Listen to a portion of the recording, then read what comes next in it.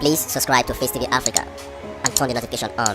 Facetv Africa, ẹ jọ̀ọ́ ẹ subscribe hete. Face TV was Swoby.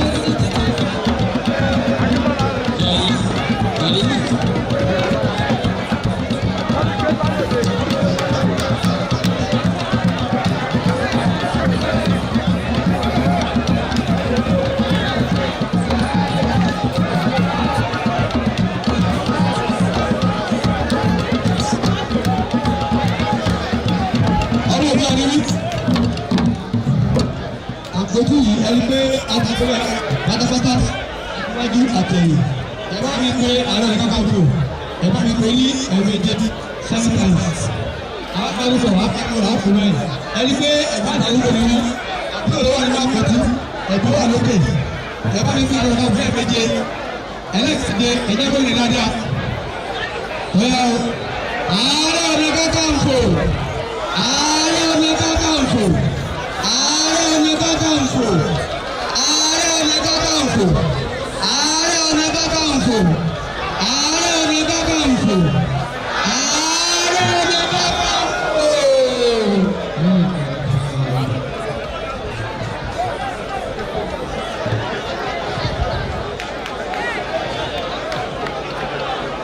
Ewé máa.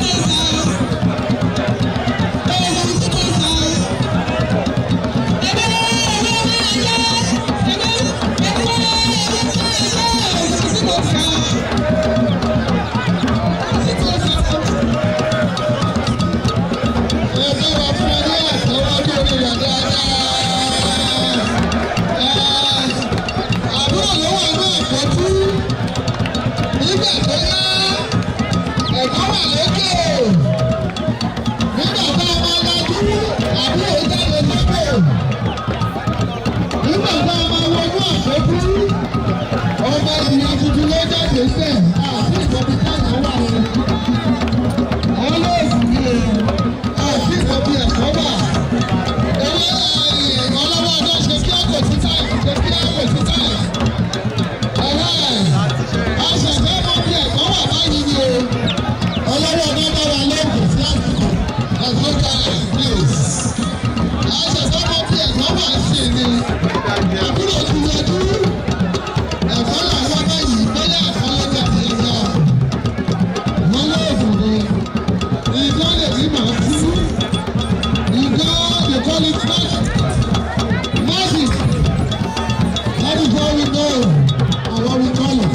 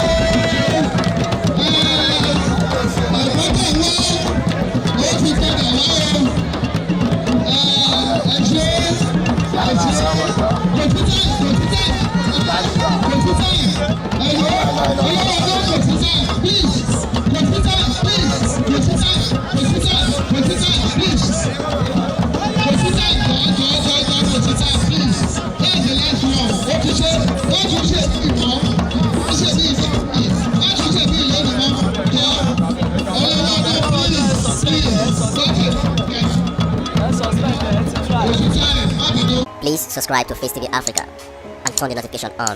Facetv Africa, ẹ jọ̀ọ́ ẹ subscribe hete. Face TV was Swoby.